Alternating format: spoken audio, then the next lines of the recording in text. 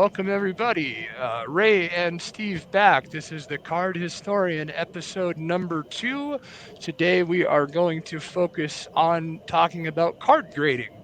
Another aspect of the card market that has changed quite significantly, at least from the 90s till now. Obviously, Steve is here. He is going to do the majority of the talking. We have some information to discuss in regards to some cards Steve has pending submission.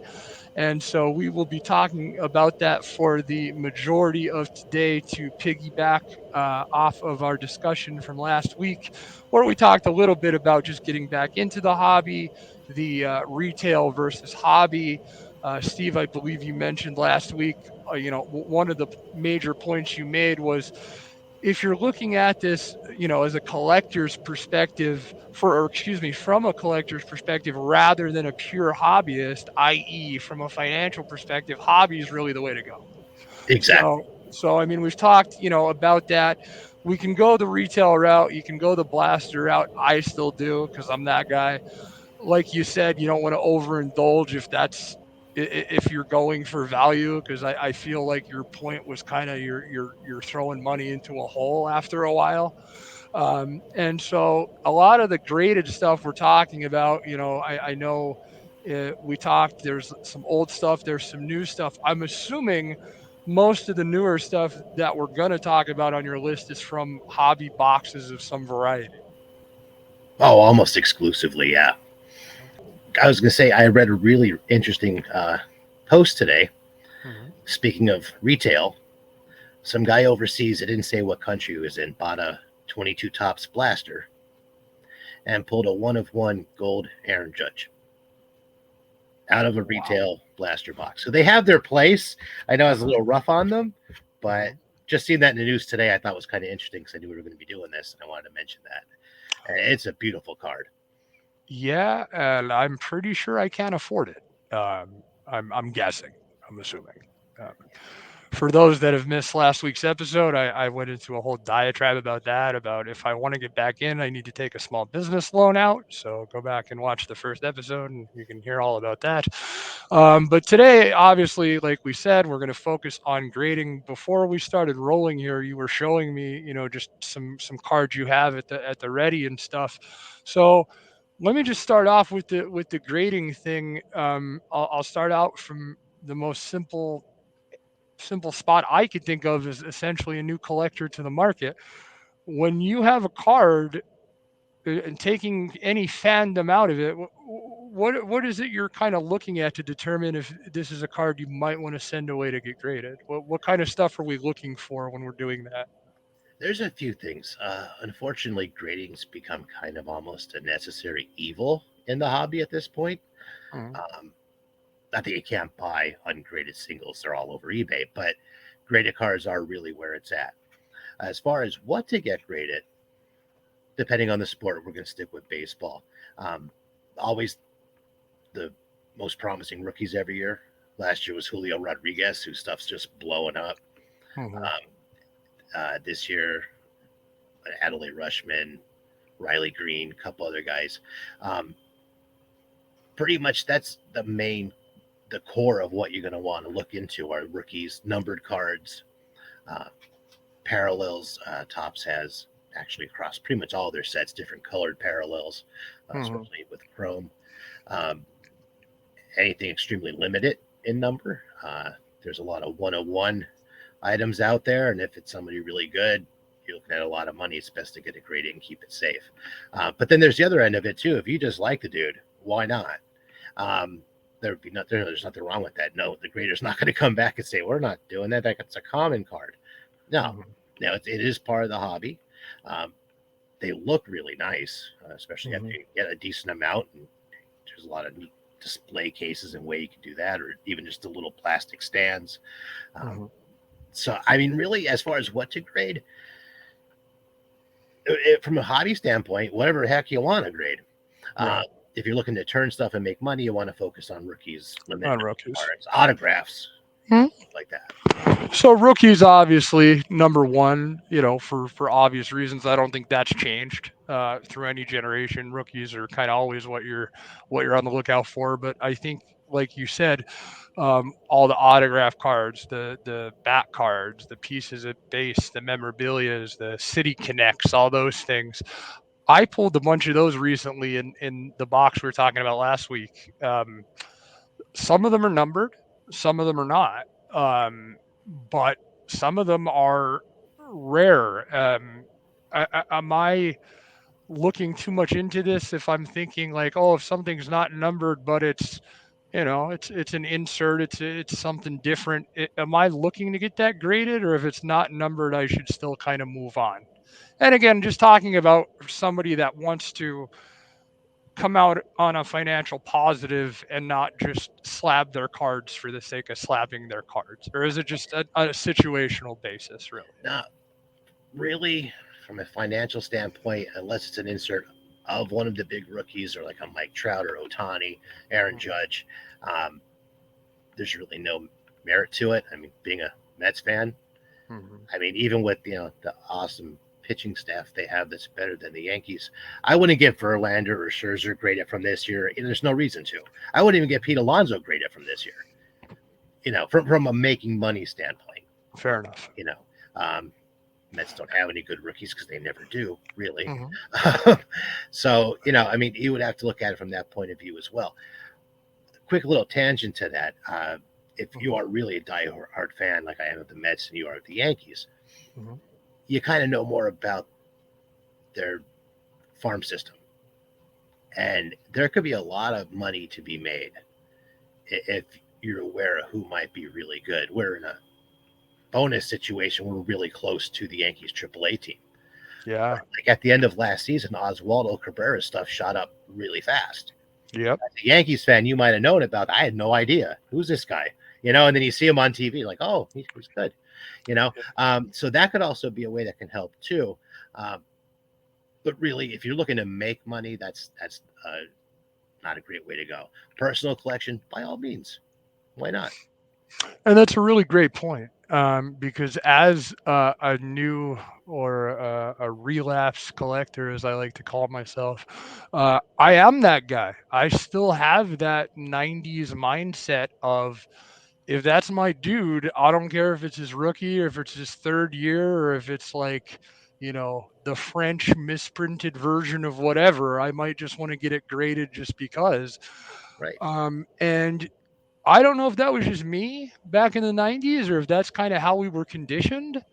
But I mean, to me, it was like if you like, for example, Greg Maddux. Obviously, everybody knows he was a superstar in the '90s.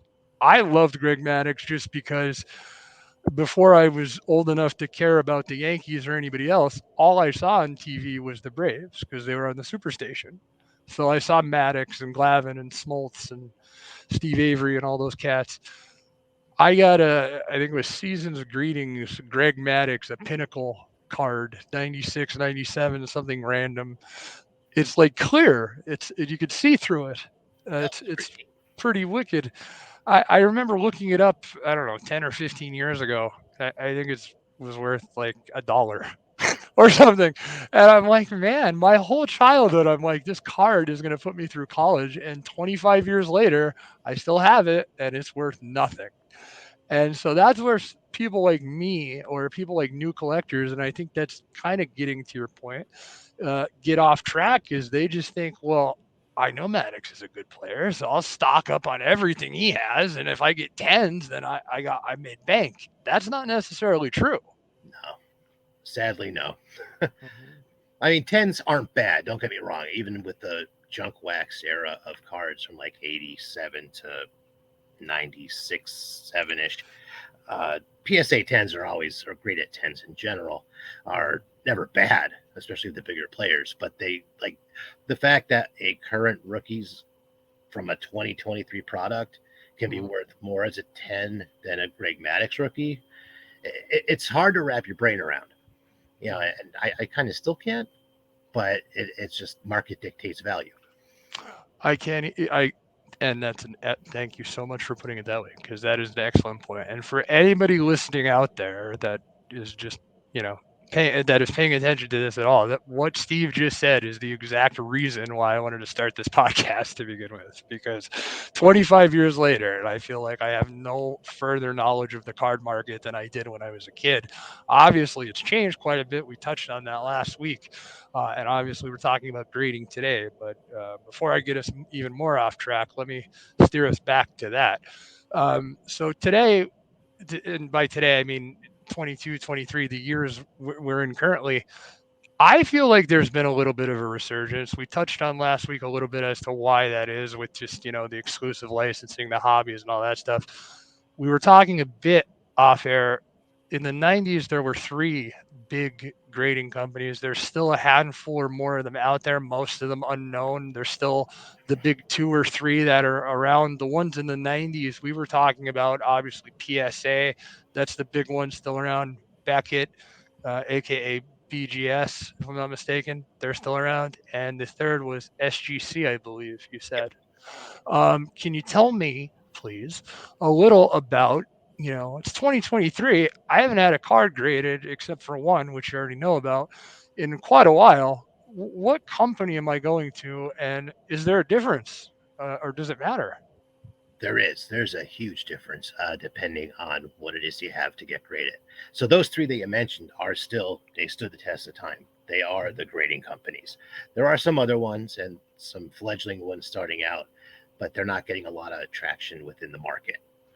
Um, Basically, those three are the ones that people want to buy. Starting off with PSA, pretty much paramount right now. You can put the same card, same grade for the same price, and the PSA will sell before the other two. But that, Regardless of card. yeah. So Good. Okay. to break the three of them down, though, because they all have their merits, price wise, they're all kind of zeroed in and getting to a really reasonable cost in the past year. Okay. When I started grading stuff again last year, maybe late 2021, those were like $23 a card, give or take. Mhm. And I'm not sending in 200 plus cards, so I know there's people that do that and get a way better price. But doing small batches of 15 or 20 cards. So now, for the most part, and sometimes you can get really good deals or coupons, codes and stuff. Like the batch I'm sending out this week, probably we're getting them for 16 a card. Nice. So that makes it a lot affordable, also for just collecting and getting graded stuff you like. Yeah. Which again we'll get into more too. I'll show you some Mhm. of the stuff that I have and that's out getting graded and why I have it's getting graded. For sure. So let's start with PSA. Most famous, really, the white and red slabs. See them everywhere. Um, they're kind of an all around, Hmm. if you will. But I would say with them is more of a focus on super, like ultra modern stuff, like from, Gotcha. let us say 2010 to now. Gotcha. Not an exact science, but just as an idea. Hmm. Um, their turnaround time is pretty decent. I Hmm. was hoping to have the batch that I'm waiting for from them back today, but it didn't work out that way. So I still can't give you an official time from the batch I just sent out, but it's looking to be about 45 days, which isn't bad. Cool. So then you have BGS. BGS Beckett grading is they are super difficult. They are the hardest graders out there without a doubt. To me, that carries some weight, Hmm. but it hasn't reflected in the market yet. Okay. Okay. Um, you could get a card from them that's an 8.5. That would Hmm. be a 9 or even possibly a 10 from PSA, depending on just, I guess, the person's mood that day that's creating the card. Sure. BGS is super, super strict. The plus side with them, and I'm sure others will soon follow, is they have subgrades. So you get Ah. your overall grade for the card, Hmm. and then it grades the surface, the corners, the centering. So it breaks down why you got that score. Hmm. And a big part with selling cards, more so when you get to older stuff, is eye appeal. How does it look?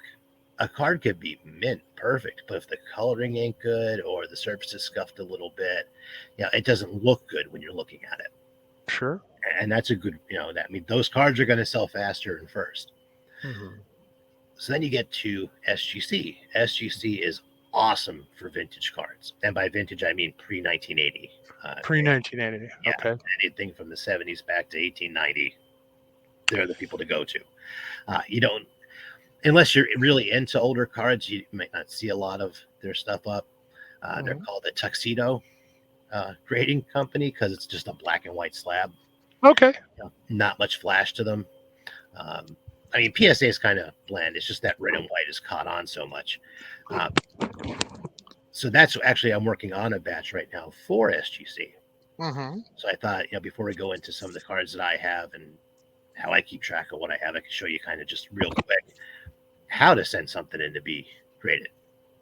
Yeah, I would love to see that. And, I appreciate the explanation. I have not seen a lot of SGC, and obviously for good reason, because those are not really the cards that I'm necessarily going after. Somebody like me, though, that is going to do, I think you called it, what did we call it? The junk wax era, if you will, of the 90s. What is there a particular company I should be looking at if I'm going back and getting that stuff graded, or is it really PSA or Beckett? I'm kind of good either way. Really, either way, I would just go with whatever's cheaper at the time, Okay. as far as stuff like that. Because it's all about, even if you're just collecting for fun, you still want to come out ahead in the end, if you will. You don't Sure. want to bury yourself in getting, sending out a $400 grading order and getting back $200 worth of cards. Yeah. Like what I kind of shoot for is at least a 5-time return. Right. Of what it's going to cost me versus what the cards are going to be worth when I get them Sure. back. Sure. And of course, that's subjective too, because what I think a card might be graded, they might not, and it can hurt sometimes. I'll just say that. Um, I agree. I agree. We were, and not to interrupt you, but when we were talking off air, I was saying to you the one card I have gotten graded over the last few years was an Aaron Judge, an '87 um, throwback rookie that they did for him. And I was showing it to you. It was PSA. It came back in 8, and you were just looking at it over a text message, and you're like, "Oh, I think you should have done a little better than that." yeah. I remember in the '90s. I had friends that did it much more than I did. That they were all into as soon as they got it. If it wasn't a 10, they were cracking that thing open, and it was going back or going somewhere else or whatever. Apparently, that is still a thing from what I understand. Am I correct? Oh yeah. Cracking, crossover to another company. It happens a lot. Um, that's more so in the line, and I'm assuming friends that were doing that is because they're looking to make money, even if it's long term, because tens are basically perfection, if you will. Yeah. But what people fail to realize, and I think it's kind of just part of the hobby's own stigma, a nine is mint. That's a mint card. Yeah. It's not a mean number. It's not a bad number. Nine is mint. 10 is just that extra level higher. Beckett actually does a level above that, which is a 10 black label. Mm, The prices they get for them are absolutely insane, but it's basically considered like pristine. I've never even heard of such. Yeah, they S- get crazy prices. If you're anyone's bored, go to eBay and put BGS Black Label and see what comes up. You'll be blown away. And it actually has a black label across the top. Yeah, so they look Wow. sharp. They're pretty cool. They're like a unicorn. You're never going to catch one for the most part. Um, but so like that's again why they all have their different pluses and minuses. With Sure. BGS, if you look at any of the huge card sales at auction for vintage cards, uh, Mhm. recently a Mickey Mantle rookie was sold. It was graded by SGC. I'm sorry, by That's SGC. all right. Mhm. Um, so most of your vintage stuff that goes really, really high dollar, even Mhm. though they're not maybe the front runner, is SGC. A lot of the auctions out there, especially like the really big ones, most of the really big cards are going to be graded by SGC for older stuff. Nice. So that's kind of Nice. where they kind of get their due as a grader. Um, I think, and again, my opinion doesn't mean a whole lot, but Mhm. it just seems to me that their graders, or however they go about training them, their way of doing it is they are way more in tune with how those older sets should look, Hmm. how that card should look, because cards were printed on giant sheets, and then they were basically cut by a giant paper cutter at tops. Gotcha. Okay, Okay. when they printed out the sheets, the cards were always in the same order.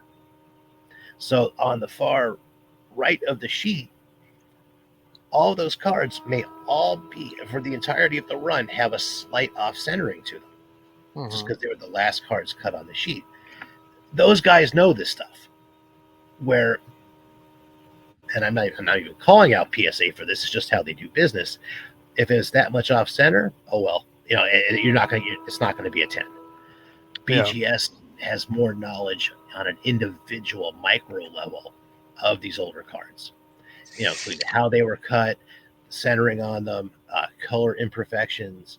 It's fascinating. I mean, it is the more you get into it and learn about these companies.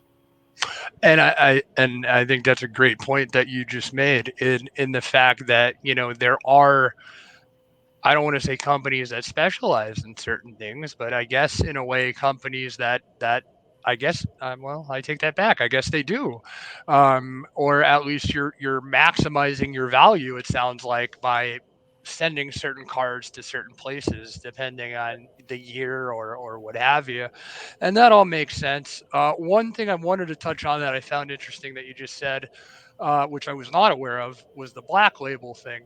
Um, and I don't want to get into the whole price of grading because that's a whole nother can of worms that I want to dedicate a whole podcast to because I think it's ridiculous the prices that they charge. Um, if you're lucky enough to get one of these black label things, are you like giving away a mortgage payment by telling them to try and do that, or is that just luck of the draw? You might get one if you get one, kind of deal. Exactly, it's completely luck of the draw. The Okay. card has to be immaculate, from the cut to the surface. And modern cards are very susceptible to scuffing and fingerprints.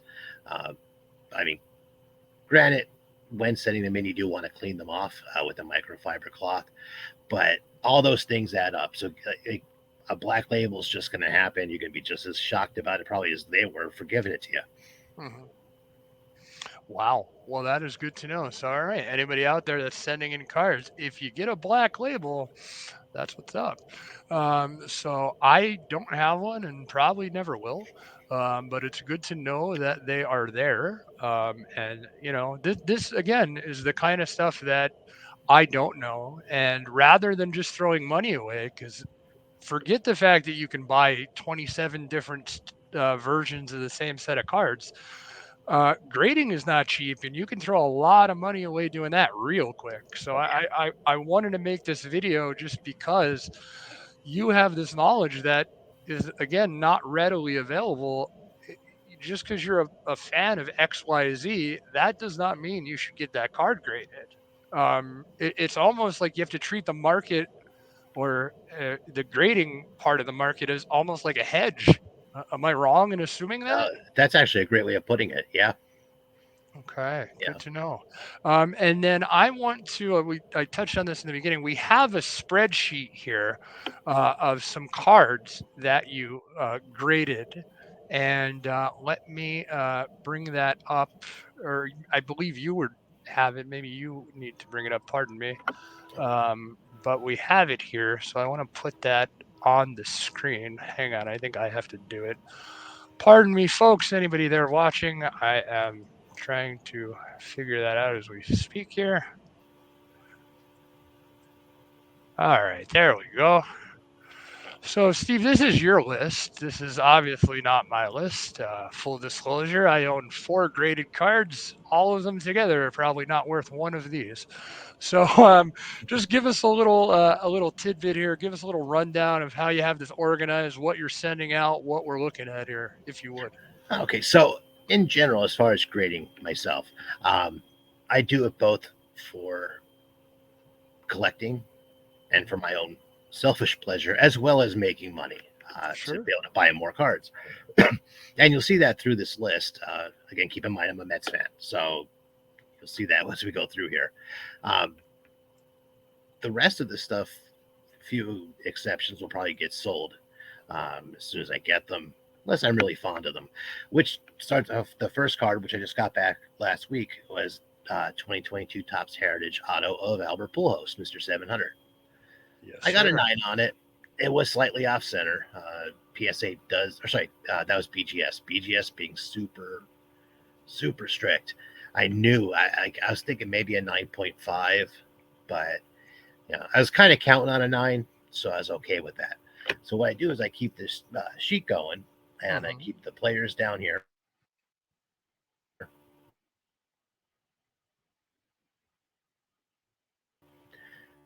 The year they're from, the set, if it's an autograph,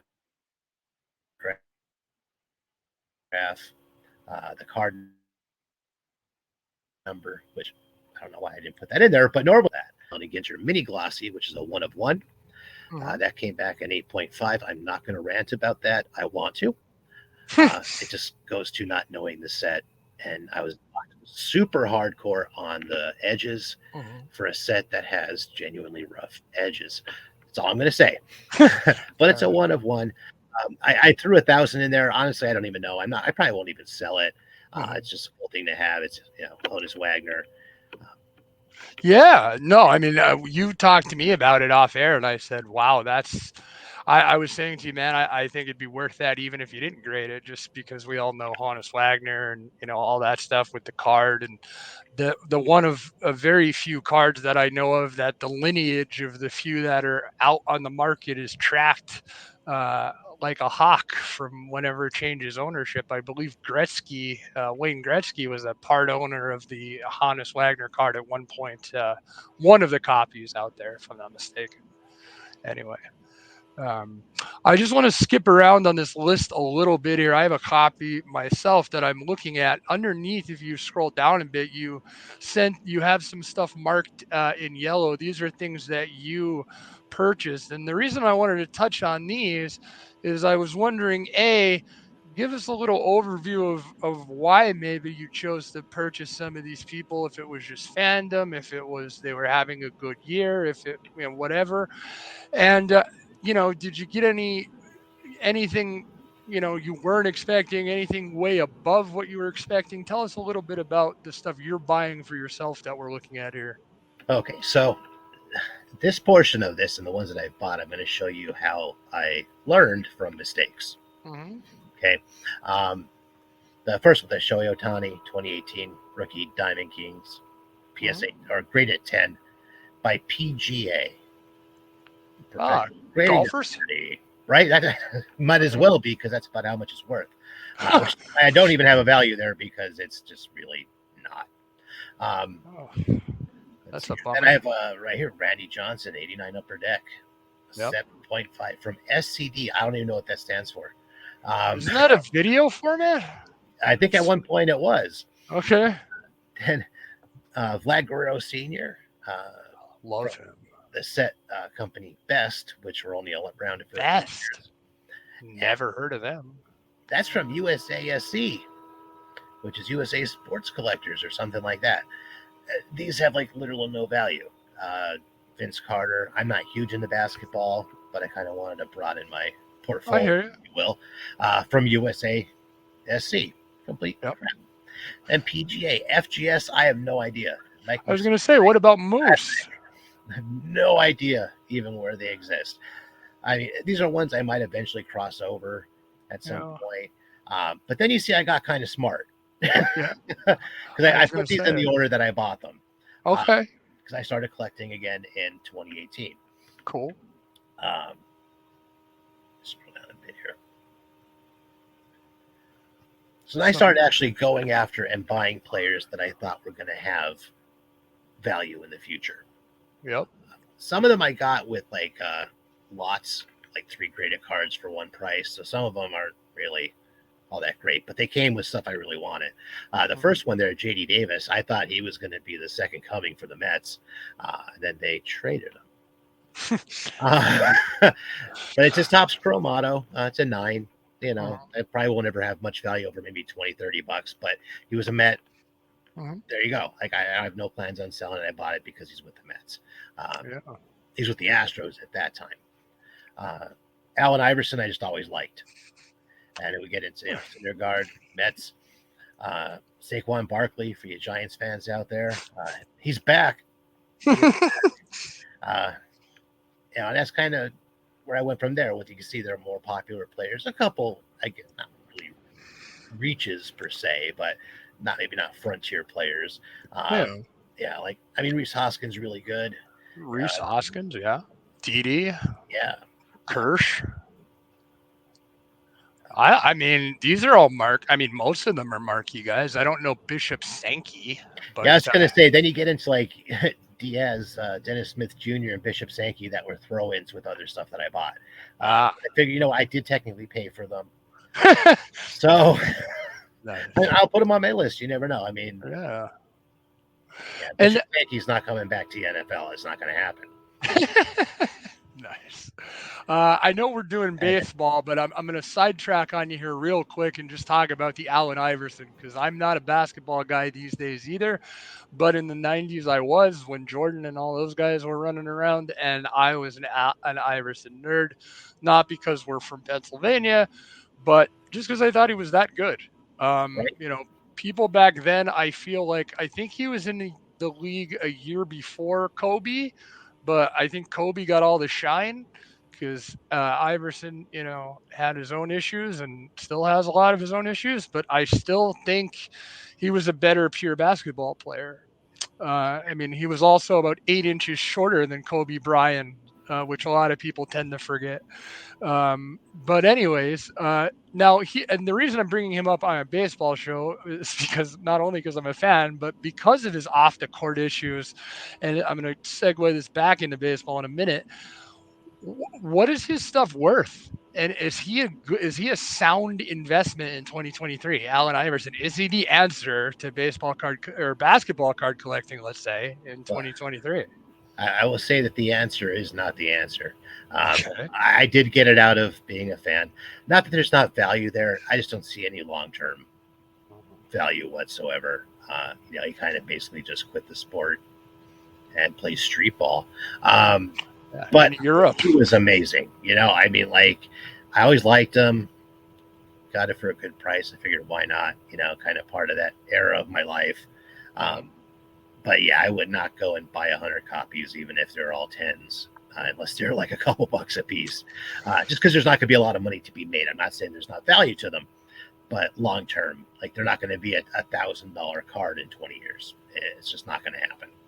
And so that's the one point I definitely want to drill down on a little bit more is exactly that. So you just discussed a few minutes ago exactly that.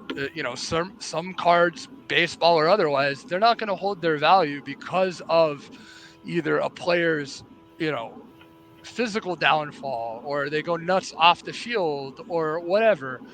Is Allen Iverson is the reason you're saying there's no reason to collect his stuff anymore? Is that wholly because of his off the field or off the court, excuse me, activities, or is it just because the last year or two in the league were essentially unremarkable and he did kind of wash out?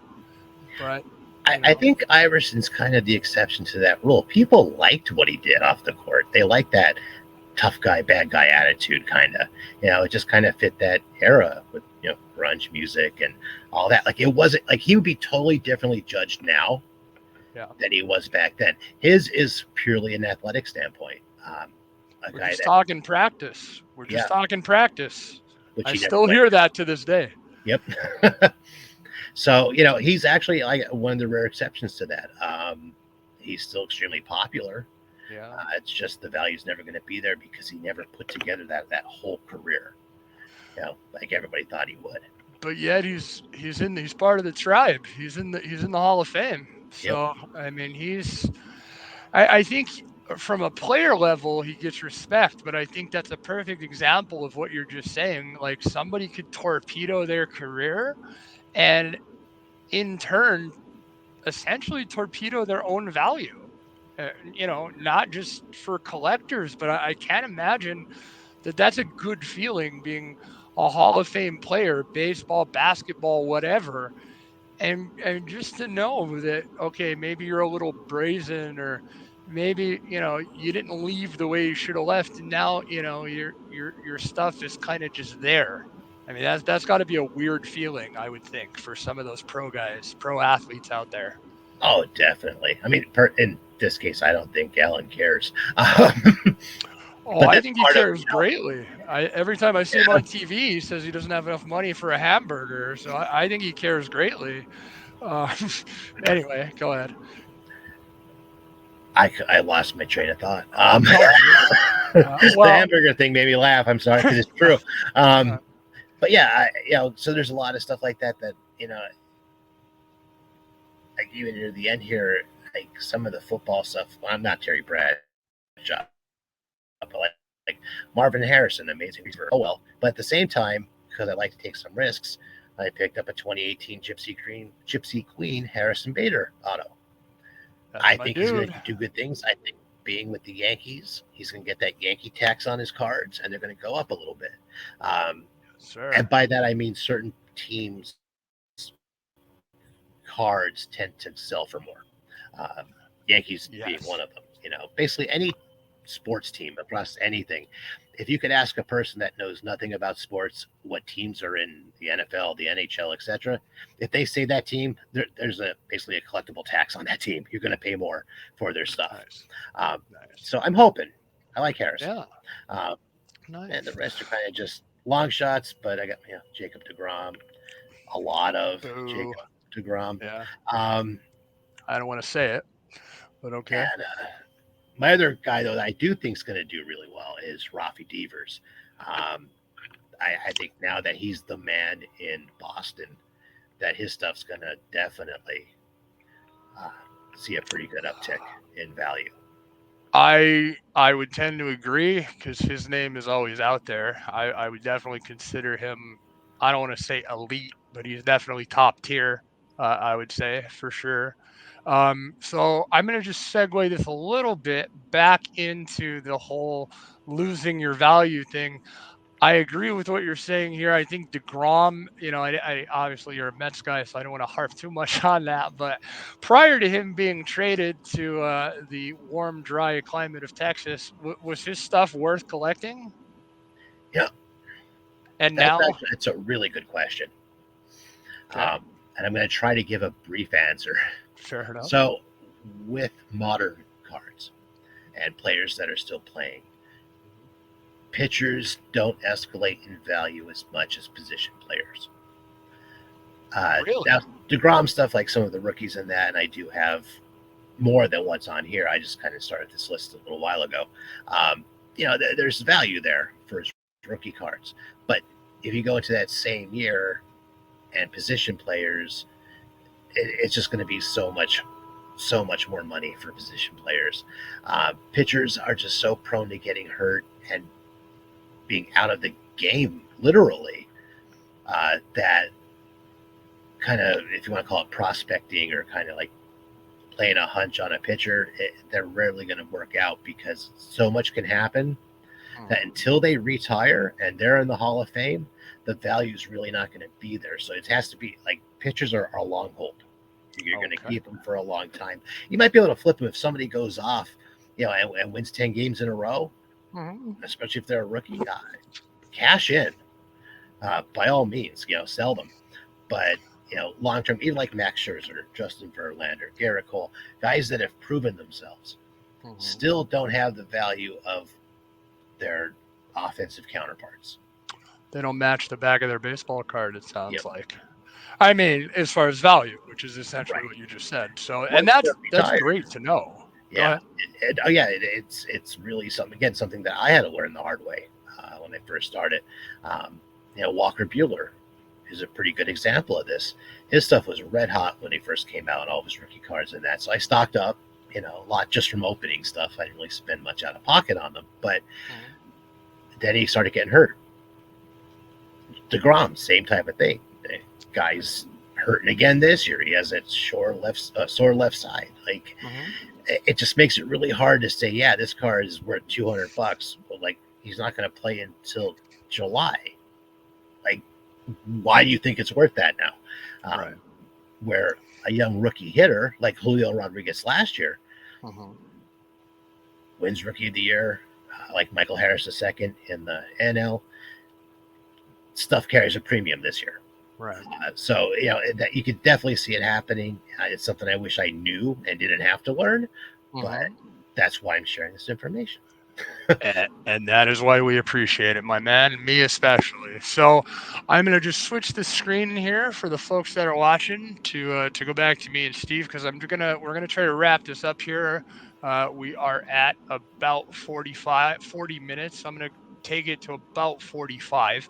So we'll just wrap it up here. So really good stuff, Steve, and we're gonna drill down on this. And my apologies to anybody that may listen to this if this feels disjointed.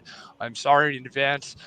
This is literally episode 2, so we're still working out the kinks, and both of us today had crazy day-to-day issues to deal with, and we got to this a little later than we expected to, but still just as cool, still just as knowledgeable, I think. Still don't know any more about these knockoff grading companies, but I certainly wasn't expecting to. But I'm just going to wrap it around by saying this. We were talking about just now, you know, pitchers are a scarce investment for the reasons you're just saying. Players holding their value, even if it's not the norm, is a scary thing for the reasons you're just saying. Let me bring up, I think, the main example or the most popular example, and we'll leave it here. And just to give people a little teaser, next week I want to kind of stay on this topic, but I'd like to focus on the '90s era that we were talking about. So a lot of the stuff that I love and enjoy, which I'm guessing we're going to find out is pretty much worthless just because of the era that I happen to grow up in. So we'll touch on that next week. But for the end of this week, I want to talk about another guy who I have a feeling his stuff was worth some money, or at least on the way there. Now, not so much. A little guy. Some people call him Voldemort. I call him Trevor Bauer. Um, Tell me a little bit about why. I mean, we don't have to go into his off the field shenanigans. We know, he got in trouble for an inappropriate relationship with a woman. Are there legal charges? No. That has not changed the court of public opinion, if you will, i.e., the card market. So tell us a little bit about why, other than the obvious, uh, Trevor Bauer is not a good investment, I'd imagine. Not at all. Besides the fact he might not play in the MLB again, maybe the Korean League. KBO fans might want to look forward to him. Miss Um, you, Chris Gittens. Love you. what's kind of interesting in his case though is his career was starting that upward trajectory. I mean, this is someone that could have possibly, been a Cy Young winner, been on a World Series team. He's with the Dodgers after all. Everything card wise was going that direction, and would have been 4 years ago a real good solid buy. Um, I'm glad I didn't, but I know some people that have. Um, the values just tanked because of everything, because scandal and baseball never go well hand in hand ever. Um, and I just, yeah, I mean, I'm not going to say they're going to be worthless. There's still some value there. He did have a career, Mhm. if you will, but he's not going to be in the Hall of Fame. Even if he were to come back and sign with someone in the major leagues, once you get that kind of stigma on you, It's hard to shake it. it's almost impossible at this day and age because it just doesn't go away. It's different. Some guy's a jerk in the clubhouse, whatever. We don't have to deal with that. Albert Bill. I mean, yeah, yeah, or Joey, Hey, don't call, whichever, however don't his food don't was, do that. Don't right? do that. He'll Yeah. attack you in the stands, throw a Uh, beer at you. Uh, For but those of you that don't know what we're talking about, go back and Google or YouTube Joey Bell, and you'll see what we're talking about. Anyway, continue, please. but now, even though Joey Bell is, and this is an excellent example of position versus pitcher, so he was a super jerk. Um, Mr. Freeze. and even though he does come from the junk wax era, basically, his card still held for that era reasonable value because he did perform on the field. He never got far off enough that he tanked his chance to play. Like he kind of left on his own terms. He didn't. I mean, he's not going to be a Hall of Famer or nothing like that. But Bauer had it all going for him. So was he on the track for that? I Definitely. mean, unless he fell off a cliff. I mean, is it a safe bet to say he probably would have been in, or is he like a moose, Mike Musina? For those who don't know, who's like the diehards know he should be in, but it would have taken him 20 years. Maybe he would have gotten in, maybe he wouldn't have gotten in. Yeah, I hope he gets it in on that new modern voting ticket they have because Messina deserves to be in the Hall of Fame. I mean, Moose is in now. I'm Oh, talking that's right. about. I'm talking about.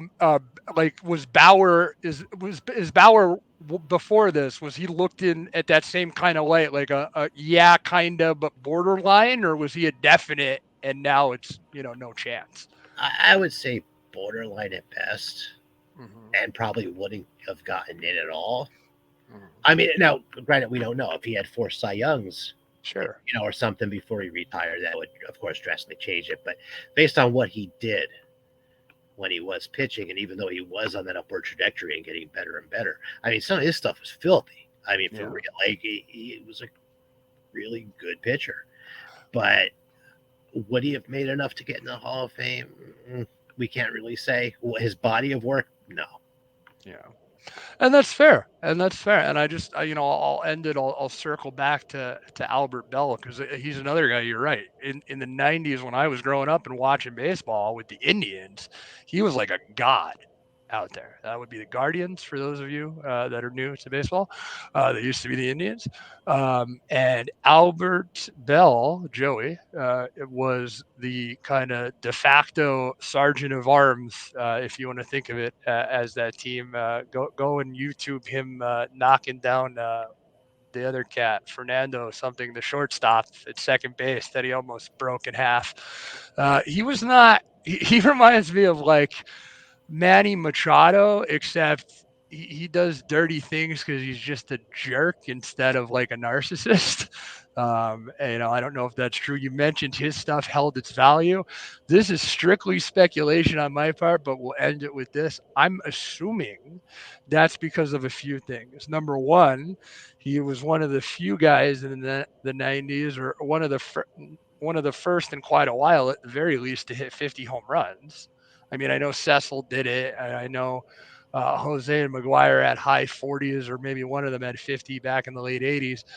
But until he cracked it in like 95 ish, and then Brady Anderson, who's a whole nother story, he was like, people thought that was like, that couldn't be done. And then by 2000, he signed a major contract. He got traded because everybody hated him. And then the next year, he was out with a chronic hip issue. From what I understand, he's never been invited back to any kind of team festivities. Not that he cares, but I'm just wondering if, in a weird way, him being so cold on and off the field, that actually helped retain some of the value of his stuff. In a really weird way, yeah. Okay. Because you do get guys that get a little more value for being fan friendly Mhm. because people just like them because maybe they stay after a game and sign autographs and they're really cool and they take pictures, stuff like that, which they should do because they're playing a game for money that is so obscene. We'll never see that much in our lifetime. They should be super chill with the people. But Albert Bell did kind of build up that mystique of Yeah, being, kind of like Wild Thing from Major League, like, indeed. but worse. Yeah. I mean, like I said, people read up on him. I mean, he did some pretty questionable stuff on field and even to fans in the stands during games. Um, Mhm. but I think that kind of helped a little bit. And then again, like you said, yeah, the shooting stats like that, hitting 50 home runs before it became the norm, kind of to happen almost every year. Even back then, I mean, in those years, his cards were really, really pricey for that era, not by Sure. today's standards. But they were sought after, they were expensive, people wanted them. As we talked about before, having a card store at that time, I can't even tell you how many Albert Bell cards I sold. Uh, Mm. it was just like we couldn't get enough of them, especially when he was hitting all those home runs. Yeah. And I believe it because, like I said, when you are not used to seeing that, and you're one guy, literally one guy, that does it because there might have been I don't remember what year it was. I want to say 95. I know Brady did it the next year and Sosa and then everybody else. But I think he also too he got out before the hammer came down with the roids. Giambi and all those other cats were still playing. He was already gone. Do you think that had anything to do with it? I think it kind of saved him in a way because no one was going to bother with him. You know, Mhm. he could have been on that report, but at that point, who was he? Yeah, Yeah, he's hanging out with true. Allen Iverson getting hamburgers. That is true. That is true. And it's funny because he's really like he's the guy I remember that turned me on to like, oh man, people could hit 50 home runs. Like that's a thing. And then, it just started to become everybody's thing. And that's when it stopped being special to me. Like this year, and we'll end on this. Aaron Judge, obviously, everybody knows he broke the single season record. You ask Roger Maris Jr., he's the only one who did it. We don't need to talk about Barry Bonds. He's the only one who did it because he did it legitimately. And anybody that wants to argue Barry Bonds, I'm sure we'll do an episode about him down the road somewhere. But I'll leave it at this. When you move teams across the country and you also put on 80 pounds during that same time, that's not normal. So we'll leave it there. But it was a really, really interesting episode, Steve. Next week, we're going to kind of go back to 90s junk wax era, if you will. Thanks again for coming on for episode 2. And everybody will be back next week for episode 3. For Steve, I am Ray. We will see you next time.